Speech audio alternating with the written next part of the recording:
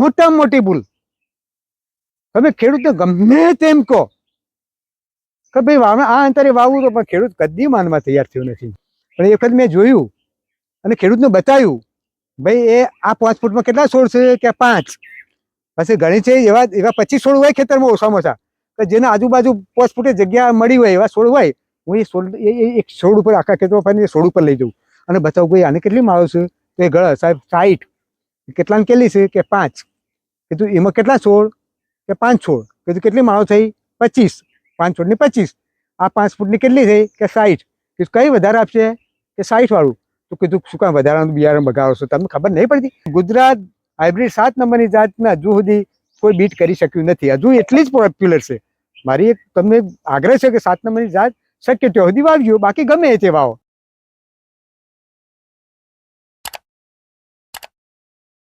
તો ખેડૂત મિત્રો, આપણી સાથે દાંતીવાડા કોલેજમાંથી નિવૃત્ત કૃષિ વૈજ્ઞાનિક સાહેબ જોડાયેલા છે.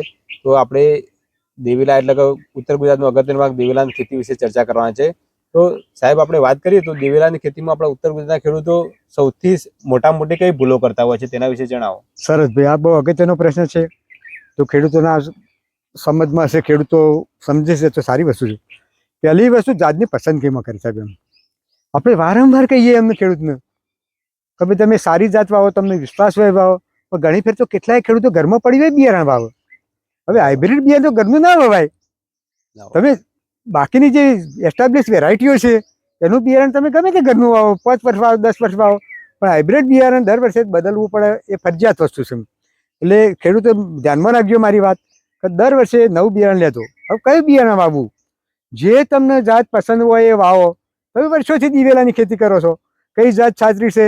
તમે આજુબાજુના ખેતર, પાડોશીના ખેતર જોતો હશો, એમાં તમને સારી લાગતી છે, તમારી ના સારી લાગે તો બીજાને સારી લાગતી છે. એટલે તમે વર્ષોથી બધો અનુભવ છે તમને, એટલે તમને સારી લાગતી. અમારે કોઈ સ્પેશિયલ જાતની તમને વેરાયટી કરવી નહીં, બદલાણો કરવાની છે જ નહીં. તમે વર્ષોથી જાણો છો. છતાંય 7 નંબરની જાત, એના પછી ઘણી બધી નવી જાતો હાઇબ્રિડની શોધાઈ ગઈ, પણ ગુજરાત હાઇબ્રિડ 7 નંબરની જાતના હજુ સુધી કોઈ બીટ કરી શક્યું નથી. હજુ એટલી જ પોપ્યુલર છે. મારી એક તમને આગ્રહ છે કે 7 નંબરની જાત શક્ય ત્યાં સુધી વાવજો, બાકી ગમે તે વાવો. બરોબર. હવે બીજી ભૂલ, વાવણી અંતર. મોટામાં મોટી ભૂલ. તમે ખેડૂતને ગમે તેમ કહો કે ભાઈ આ અંતરે વાવવું તો, પણ ખેડૂત કદી માનવા તૈયાર થયો નથી.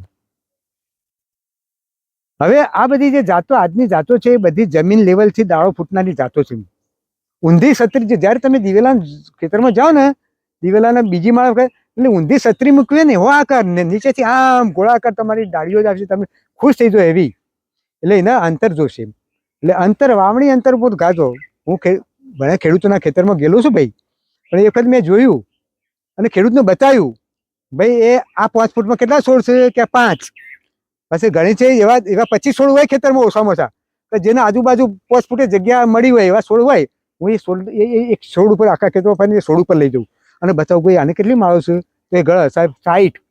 કેટલાને કેટલી છે કે 5.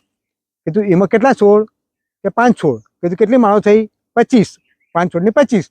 આ 5 ફૂટની કેટલી થઈ કે 60. કીધું કઈ વધારે આપશે કે 60 વાળું. તો કીધું શું કામ વધારાનું બિયારણ બગાડો છો? તમને ખબર નહીં પડતી? તમે આના ઉપર તમે જાતે જ જાણી શકો છો કે મારા ખેતરમાં મારે કેટલું અંતર રાખવું, કેટલા પહોળા અંતર રાખવા, ક્યાં અમારી જરૂર છે તમારે. અથવા બાજુમાં તમારા ગામમાં 2-4 ખેડૂતો છે જ કે જેને પહોળા અંતરે વાયા છે. એના ખેતરમાં તમે રોજ જઈને જોવો છો, બહાર આવીને ચોતરે બેસીને વાતો કરો છો તમે કે આના દિવેલા બહુ સરસ છે, આના દિવેલા બહુ સરસ છે. પણ ભાઈ તું એવા સરસ વાય ને, તને કોણ ના પાડે છે? નહીં માનવું એટલે નહીં જ માનવાનું. ત્રીજી ભૂલ, શેક સુધી વાય જાય પણ અંતર ઘટાડતા નથી. ઓક્ટોબર સુધી વાવજો તો વાવવાની શું જ નથી, પણ ધીમે ધીમે વાવણી અંતર તમે ઘટાડતા જજો. ચોથી ભૂલ, પાણી દેડકો બોલાવવાનું. ભાઈ બંધ કરો, 2 પાણી વધારે આપજો, ટૂંકા ગાળા આપો, પાક લીલો રહેશે. તમે દેડકો બોલાવશો થશે શું? કોઈ પણ છોડ, દિવેલા સિવાય કોઈ પણ છોડ, મોટાભાગના છોડ મૂળથી શ્વાસ લેશે. એ પત્તાથી શ્વાસ લેતા નથી, મૂળથી લે. હવે તમે ત્યારે ખેતર ભરી દેશો ત્યારે 2 દિવસ સુધી જમીનમાં હવા નહીં જઈ શકે, 2 થી 3 દિવસ સુધી. હવે જો 3 દિવસ હવા ના જાય તો છોડ ગુંગળાઈ જાય. શું થાય? એ છોડ ગુંગળાઈ જશે. આપણને લાગે લીલો સમ છે, પણ હવા નહીં લે એનો જે આંતરિક વિકાસ થવાનો છે એ નહીં થાય. પછી તમે 15 મહિના પાછો જ્યારે એમ કે મહિના પાવાનું છે મારે, મહિના પાકશો તો 10 દિવસ થશે એટલે પાણીની ખોટ પડશે અંદર, જમીનમાં ખોટ પડવા મળશે. ધીમે ધીમે ધીમે જમીન ઓછું થશે એટલે પાણી વગર મળશે. શરૂઆતમાં પાણીથી મર્યો, હવે પાણી વગર મળશે તો શું થશે? એ છોડનો જે વિકાસ કરવાનો થશે નહીં. એટલે મારી તમને સ્પષ્ટ સલાહ છે કે તમે ટૂંકા અંતરે આપો પણ ઓછું આપો, બરાબર? તો તમારે વધુમાં વધુ ઉત્પાદન તમે લઈ શકશો. અને છેલ્લી ભૂલ એ કરે છે કાપણીમાં. જ્યારે એની કાપણી કરવાની હોય એટલે ખેડૂતો બધા પાકોનું બધું કામ પતાવી છેલ્લે જાય એટલે 25% માળોના જે માળો હોય ને 25% એ માળોના ગોટા ખરી ગયા હોય એટલે સીધું 25% નુકસાન એની એ નજરમાં નથી આવતું. અને કહે છે મારે દિવેલા ના થયા, આ સારી નથી. એટલે ભાઈ તને જ્યારે માળાના દાડો તો સારી ગમતી હતી, હવે જ્યારે કાપવા જો એટલે ન ગમે તો કાપવા સમય જવું જોઈએ ને ભાઈ. કાપવા માટે 2 મજૂર તમે 3 વધારે કાપશો તો 3 × 6 મજૂર વધારે થશે. 150 રૂપિયા લેશે વીળાના તો 150 3 દોઢું 6 દોઢું 9 900 રૂપિયા વધારે થશે. એની જગ્યાએ તમે 2 મણ દિવેલા બચાવશો કઈ જશે ભાઈ? 1300 ભાવ છે અત્યારે. હાલ તો ગોકુળનો 1345 રૂપિયા ભાવ થતો, બરોબર? 1300 દુ 2690 રૂપિયા વધારે મળશે 900 ની જગ્યાએ. કઈ વાંધો નહીં, તમને જેવું લાગે એમ કરજો, પણ અમારી સલાહ માનશો તો સારું. કોઈક દાડો અમે ત્યાં આવશો તો અમને ચા પાવા થશે તમારે કે તમારે લીધા મેં અમારથી.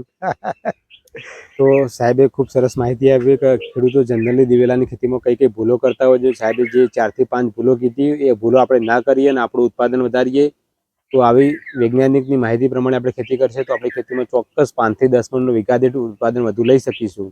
આભાર. જય જવાન, જય કિસાન.